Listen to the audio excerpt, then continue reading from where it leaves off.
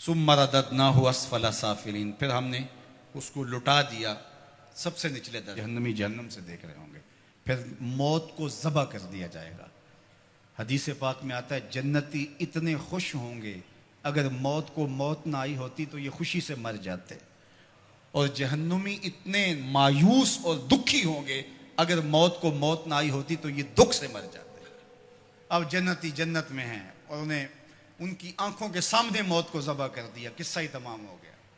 اللہ تعالیٰ فرمائے گا اردیتم، اے جنتیو تم راضی ہو؟ پہلے اللہ آواز دے گا یا اہل الجنہ یا اہل الجنہ، وہ کہیں گے لبیکا وسعدیکا والخیر فی یدیکا، مالک حکم ہم حاضر۔ اللہ تعالیٰ فرمائے گا اردیتم، کیا تم راضی ہو؟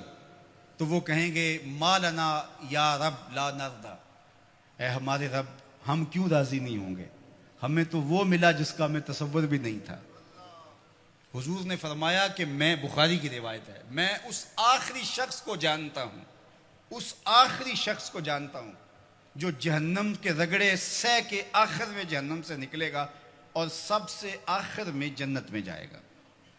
فرمایا، اور ایک روایت مسند فردوس دہلوی میں اس کا نام بھی بتایا، تو کہا کہ میں اس آخری شخص کو جانتا ہوں، بخاری کی روایت ہے۔ تو وہ جنت میں جانے کے لیے جہنم سے کوئلے کی طرح سیاہ ہوا ہوگا، جب نکلے گا تو اللہ تعالیٰ اسے کہے گا بتا کیا چاہیے، تو وہ کہے گا کہ مالک مجھے یہ دے دے، یہ دے دے، یہ دے دے۔ اللہ کہے گا لکا ما تمنیت، جو تیری آرزو جا تجھے دے دیا، اب جنت میں چلا جا۔ تو وہ خیال کرے گا جنت میں تو کوئی 1 انچ بھی نہیں بچی ہوگی، اتنے لوگ جنت میں چلے گئے ہیں۔ تو وہ کہے گا مالک میرے لیے وہاں کتنی جگہ ہے؟ تو آواز آئے گی تیرے لیے جنت میں اس دنیا سے 10 گنا جگہ ہے۔ کتنی؟ یہاں تو 1 کنال کا گھر، 2 کنال کا بنگلہ، 6 کنال کی کوٹھی بنانے کے لیے آدھی زندگی لگ جاتی ہے، اور یہ سب سے پھاڑا سمجھتے ہیں نا، جو سب سے آخر میں جنت میں جائے گا، یہ اس کی جاگیروں کا میں آپ کو بخاری کی حدیث کے حوالے سے بتا رہا ہوں۔ اللہ فرمائے گا جا جنت میں، تیرے لیے دنیا سے 10 گنا ہے، 7 بر اعظموں پہ پھیلا ہوا جہاں، اس کو 10 سے ضرب دے۔ یہ کس کو ملے گی؟ جو سب سے آخر میں جنت میں جائے گا، اور وہ کہے گا اتسخر بی وانت الملک، میرے رب تو رب ہو کہ مجھ سے مذاق کر رہا ہے؟ اس کو گمان ہی نہیں ہوگا کہ اتنا مجھے مل جائے گا۔ وہ تو سوچے گا 2 مرلے کا جھونپڑا بھی جنت کے کسی کونے میں مل جائے تو غنیمت ہے۔ اسے کہا جائے گا دنیا سے 10 گنا جگہ تیرے لیے جنت میں تیرے نام ہوئی۔ تو وہ کہے گا اتسخر بی وانت الملک، میرے رب تو رب ہو کہ مجھ سے مذاق کر رہا ہے؟ تو اللہ فرمائے گا مذاق نہیں، یہ حقیقت ہے۔ اور یہ بات سن کر کے، یہ حدیث بیان کرتے ہوئے میرے حضور اتنا مسکرائے کہ صحابہ کو حضور کی داڑھیں نظر آ گئی، کہ اس کو لگے گا ہی نہیں کہ مجھے اتنی جگہ دی گئی ہے۔ یار جو پھاڑا ہوگا، سب سے آخر میں جنت میں جائے گا، اس کو تو اتنی جگہ ملے گی، تو بلال حبشی کی جاگیروں کا عالم کیا ہوگا، عثمان و علی کی جاگیروں کا عالم کیا ہوگا، ابو بکر و عمر کی جاگیروں کا عالم کیا ہوگا، اور جنت کے وارث حسن اور حسین کی جاگیروں کا عالم کیا ہوگا۔ یہ تو سب سے آخر میں جانے والے کی جاگیریں ہیں۔ اب یہ جنت میں اتنا کچھ ملے گا، تو وہ کہیں گے ما لنا یا رب، ہم مالک ہمیں کیا ہوا کہ لا نرضی، ہم راضی نہ ہوں، ہمیں تو وہ دیا گیا ہے کہ جو کسی کو نہیں دیا گیا۔ تو اللہ فرمائے گا میں تمہیں اس سے بھی بہتر کچھ دیتا ہوں، میں اور تمہیں تمہاری جھولی میں کچھ ڈالنے والا ہوں۔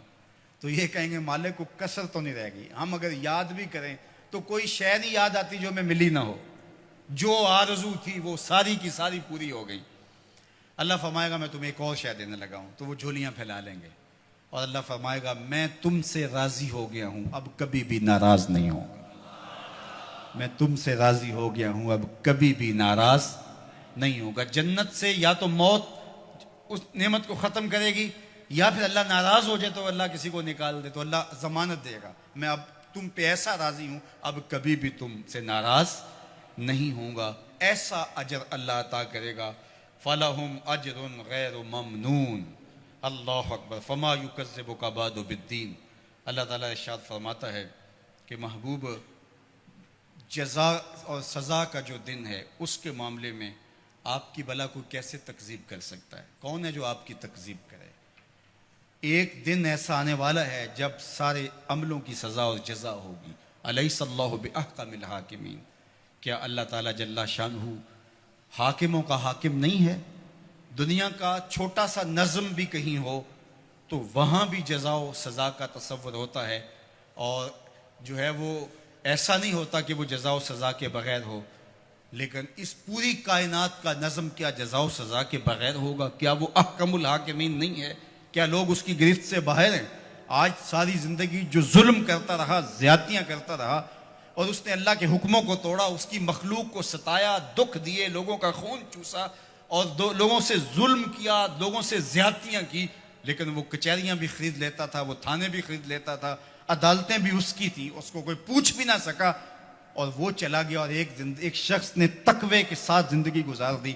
کل قیامت کے دن دونوں ایک جگہ پہ ہوں تو یہ اللہ ناانصافی نہیں ہونے دے گا، ایسا نہیں ہوگا۔ اللہ احکم الحاکمین ہے، اللہ قیامت کے دن جو عدالت لگائے گا اس میں ایک ایک چیز کا فیصلہ ہوگا اور ایک ایک سوال ہوگا۔ ثم لتسألن یومئذ عن النعیم۔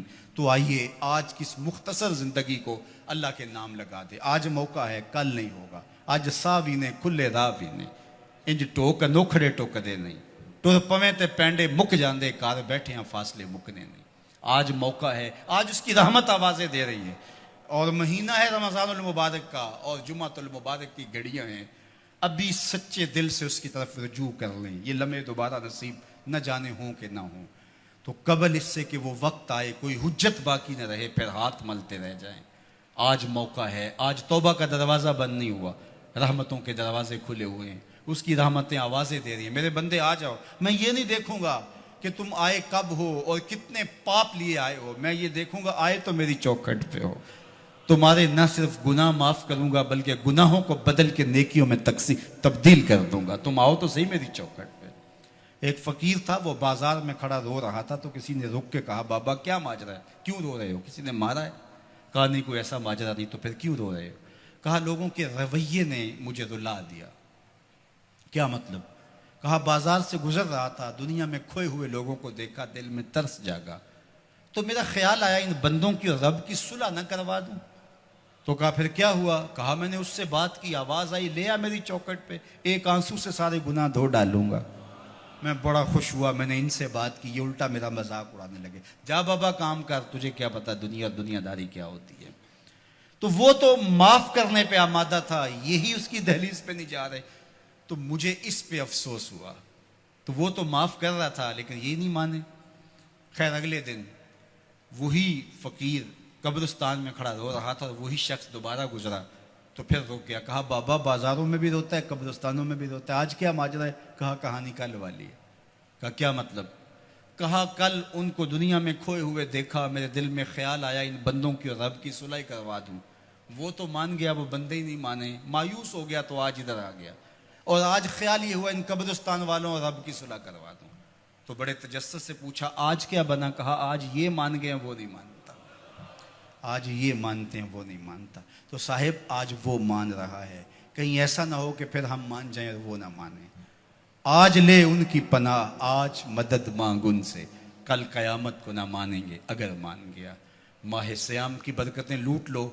یہ وہ میں نے دیکھا شیراں والا باغ کے قریب وہ ریڑیاں لگاتے ہوئے، جب پھل آخری دنوں میں ہوتا ہے تو وہ سستا کر دیتے ہیں، تو وہ کہتے ہیں یہ جاتے ہوئے موسم کی بہار لوٹ لو۔ تو جو چیز جو ہے وہ 50 اور 100 روپے کلو ہوتی ہے وہ 20 روپے کلو بیچ رہے ہیں۔ آخری عشرے میں اللہ لوٹ سے لگا دیتا ہے، لوٹ لو میری رحمتوں کو، بس آؤ اور لو اور چلے جاؤ۔ تو آؤ سچے دل سے اس کے حضور آؤ اور رحمتیں اس کی وصول کرو، اور زندگی کو نور اور نکھت اور اجالوں سے بھر لو۔ اس موسم گرمی کے اندر دور و نزدیک سے چل کے آنے والوں، اللہ تمہیں دنیا آخرت کی برکتیں عطا کرے، اپنی خاص پناہوں سے مالا مال کرے، اللہ عزت آبرو آپ کا مقسوم کرے۔ انشاءاللہ العزیز اللہ نے چاہا، اللہ کی مرضی ہوئی تو انشاءاللہ کل نماز عشاء کے بعد صلاۃ التراویح کے بعد یہیں اسی جگہ پہ دوبارہ ملاقات ہوگی، لیلۃ القدر کی مبارک گھڑیوں میں دوبارہ انشاءاللہ آپ سے جو ہے وہ ہم کلام ہونے کا شرف اور موقع ملے گا۔ میں آپ کا کل منتظر رہوں گا۔ اور آخری بات، اور اس کے بعد میری گفتگو اختتام کو پہنچی، اور وہ یہ کہ یہ دارالعلوم، یہ درس گاہ، یہ جامعہ اور یہ مرکز مصطفیٰ